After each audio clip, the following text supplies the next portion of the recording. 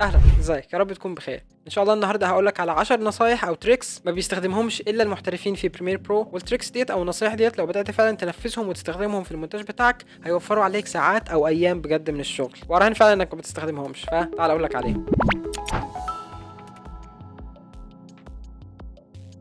طيب، رحت لبريمير برو واول حاجه هي انك تستخدم الورك سبيس بشكل صح او تظبط الورك سبيس بتاعتك. انا هنا بمنتج شورت فيديو مثلا، غلط جدا اني افضل على الورك سبيس اللي هي الاسينشلز العاديه دي، الحاجات مش مترتبه والفيديو انا شايفه صغير جدا. ففي ورك سبيس اوريدي في بريمير برو اللي هي الفيرتيكال، الورك سبيس بتاعه الفيديوهات الشورتس او الفيديوهات العريضه اهيت فيرتيكال.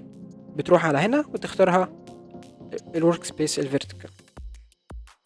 انا اعمل لها سيت اب واحفظها باعدادات اللي انا عايزها، بحيث كده انا شايف الفيديو على اليمين كبير، وعندي هنا البروجكت او الميديا اللي انا بستخدمها، وهنا البلجنز اللي بستخدمها او الافكتات او الافكتس كنترول، وهنا في النصوص واللوميتري كلر او الكلر كوريكشن والحاجات كلها اللي انا بستخدمها. فلكل نوع فيديوهات ورك سبيس، ولكل شغل او غرض معين انت بتعمله ورك سبيس مختلفه، فحاول تستخدم الورك سبيسز وتظبطها على حسب الشغل اللي انت بتشتغله، عشان ده هيوفر عليك وقت بجد. انا عامل ورك سبيس للفيديوهات المربعه او السكوير، ورك سبيس للفيديوهات ال 16:9، في اوريدي في بريمير ورك سبيس للكالرينج والافكتس والاوديو والتكست بيزد اديتنج. حاول تجرب او تشوف الورك سبيسز دي.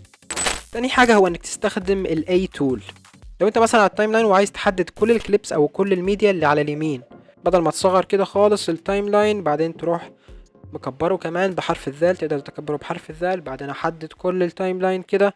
الموضوع فعلا مرهق، بس لحسن الحظ في اوريدي في بريمير اداة بتعمل ده، وهي اداة التراك سيلكت فورورد تول، ده كله اسمها. بدل ما تروح تجيبها من هنا بتضغط على حرف الاي من على الكيبورد، بس حرف الاي ده اللي جنب الاس بتجيب لك الاداة ديت. تقدر على اي مكان في التايم لاين تضغط مرة وحدد لك كل اللي على اليمين في التايم لاين. تقدر تفضل ضاغط شيفت بتحدد لك كل اللي على اليمين في تراك واحد بس، يعني كده انا ضاغط شيفت فهو سهم واحد، اروح كده على مثلا التراك بتاع الكابشنز واحدده، حدد لي كل اللي على اليمين في التراك الكابشن ده، بس انا لسه ضاغط شيفت. لو سبت الشيفت راجع السهمين بيحدد لي كل الداتا اللي على اليمين. لو مثلا عايز احدد كل الداتا اللي على الشمال، في اداة برضو في نفس المكان اسمها بدل select forward select backward، هي برضو تقدر تجيبها من شيفت و A. شيفت و A بيحدد لك كل اللي على الشمال، ولو انت على الاداة ديت وفضلت تضغط شيفت بيحدد لك كل اللي على الشمال في تراك واحد بس. فعلا يعني بتوفر وقت مش طبيعي. تالت حاجة، لو عندي مثلا فيديوهين هنا وعايز اغير سرعة الفيديو اللي تحت ده بحيث يبقى نفس مدة الفيديو اللي فوق او النص اللي فوق ده، ممكن اروح على كليك يمين واروح لسبيد اند دايوريشن واغير سرعته وبعدين اشوف واعدل تاني. بس لا، في تول سهلة جدا وهي تول الستريتش تول، اختصار بتاعها حرف الار من على الكيبورد، حرف الار بعدين اروح لاخر الفيديو كده احدده واروح لاخره، تظهر لي العلامة ديت فاسحبه كده من هنا مثلا، اسحبه كده كده بيسرع لي الفيديو، ولما اروح يمين يبطئ الفيديو، فانا عايز اسرعه لغايه ما يوصل لهنا وايه اجيبه كده واسرعه كده. فالاداه ديت بتسرع الفيديو فتقلل من مدته او تطولها.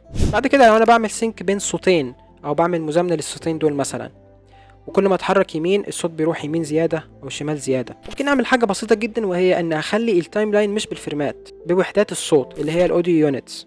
بروح كده على التايم لاين فوق، اضغط كليك يمين واختار شو اوديو تايم يونتس، كده التايم لاين بوحدات الصوت اللي هي ظاهره هنا كده بعد الثواني.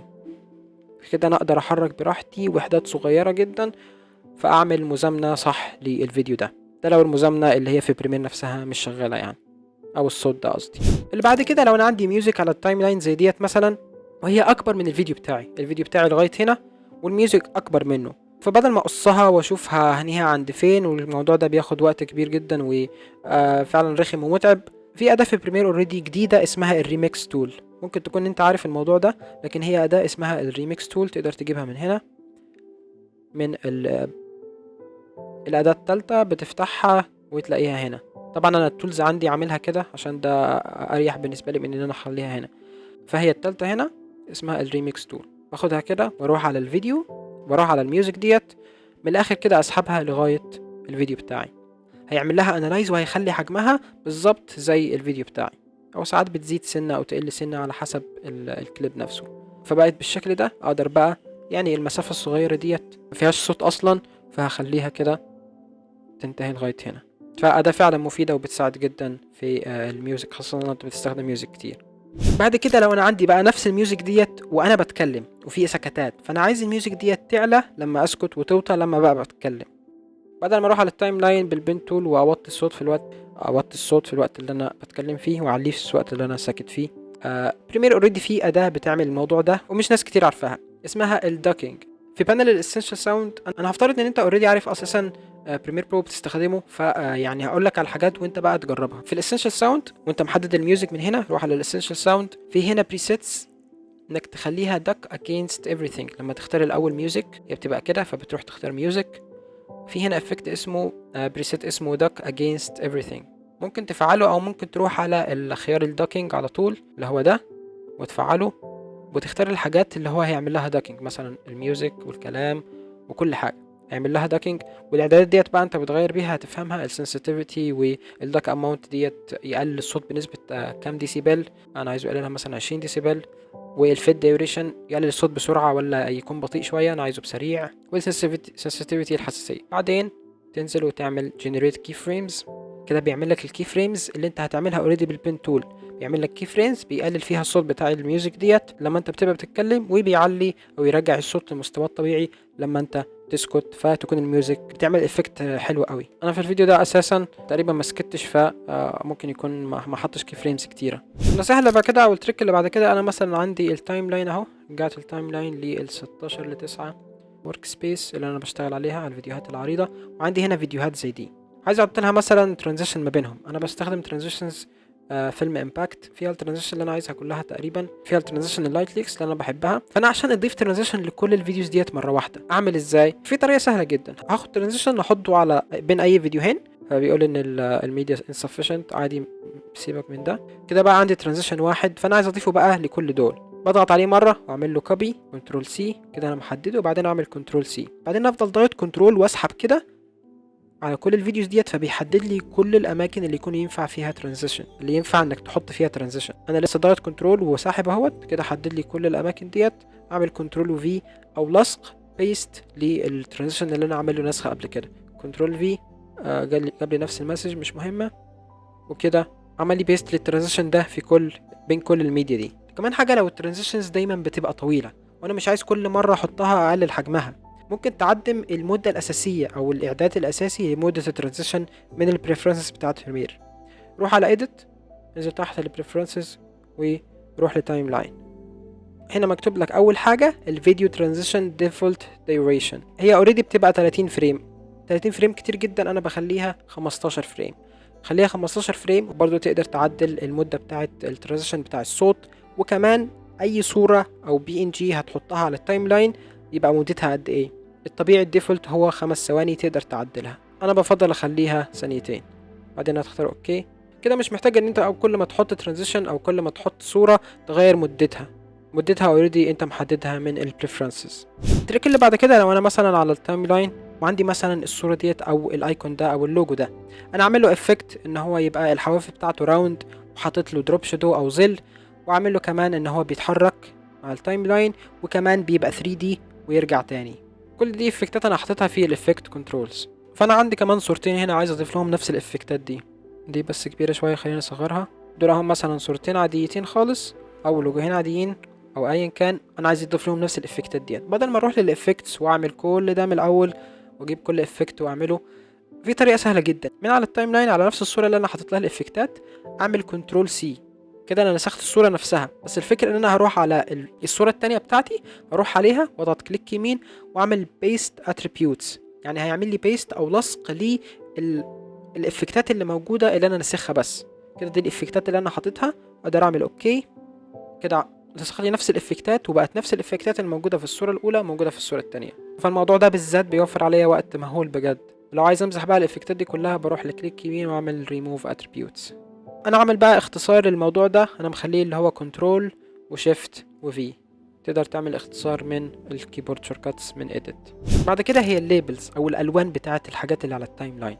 ممكن تكون عارف انك تقدر تغير الالوان ديت عن طريق انك بتروح على اي حاجه على التايم لاين وتعمل عليها كليك يمين وتروح لليبل وتختار اللون اللي انت عايزه. لكن في حاجه حلوه جدا، انت فعلا لازم تكون مرتب الليبلز ديت وعارف كل حاجه بتعمل ايه. خليني افتح لك الاول بروجكت عشان افهمك اكتر. خلينا اقفل ده انا كده بشتغل على شورت فيديو، فهرجع اخلي الورك سبيس بتاعتي فيرتيكال.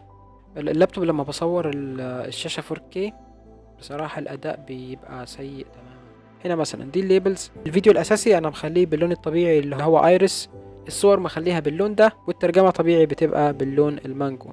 فانا مثلا لو عايز احدد الفيديو بتاعي بس من على التايم لاين كله، اللي هو الفيديو ده، عايز احدده الفيديو ده بس من على التايم لاين، هروح عليه الفيديو ده مثلا، واضغط كليك يمين واروح لليبل واختار سيلكت ليبل جروب. كده هيحدد لي كل الفيديوهات او كل الحاجات اللي على التايم لاين اللي باللون ده. الموضوع ده لو انت فعلا مرتب التايم لاين بتاعك بالطريقه ديت وعارف كل لون وكل ليبل ايه الحاجه بتاعته، هيوفر عليك وقت كتير جدا وانت بتحدد الحاجات ديت، لو عايز تغير افكت معين او عايز تضيف افكت للحاجات دي كلها مره واحده. اخر حاجه هي حاجه جديده في ادوبي بريمير تقريبا في 2023 و24 بس، وهي الكويك اكسبورت اللي بتبقى فوق هنا. بدل لما بتخلص بتروح تعمل اكسبورت من فايل اكسبورت بعدين ميديا، او تروح لهنا، وده بياخد وقت كبير برضه قوي انك تنقل من الايديت للاكسبورت. في هنا الكويك اكسبورت سهل قوي. لما تخلص الفيديو روح لكويك اكسبورت، بيفتح لك صغيره كده. هنا بتختار المكان من فوق، من هنا المكان اللي ظبطه حلو، والبريسيت بتختار البريسيت اللي انت عايزه. في كل البريسيتس موجوده اصلا هنا. بيجيب لك برضه البريسيتس اللي انت بتستخدمها مؤخرا او الريسنت. بعدين تختار اكسبورت بدل ما تتعب نفسك وتروح لاكسبورت او تفتح ميديا انكودر. الموضوع ده بيبقى اسهل بكتير جدا، خصوصا لو انت بتمنتج حاجات او فيديوهات صغيره. تقريبا بس كده. اتمنى النصايح او التريكس ديت فعلا تستخدمها وتساعدك في شغلك او في صناعه فيديوهاتك. ما تنساش تعمل لي سبسكرايب، اظن اني فدتك والموضوع فعلا بيفرق معايا جدا وبيساعدني. ولو محتاج اي حاجه اكتبها لي في كومنت. اشوفك في فيديو جديد ومع السلامه.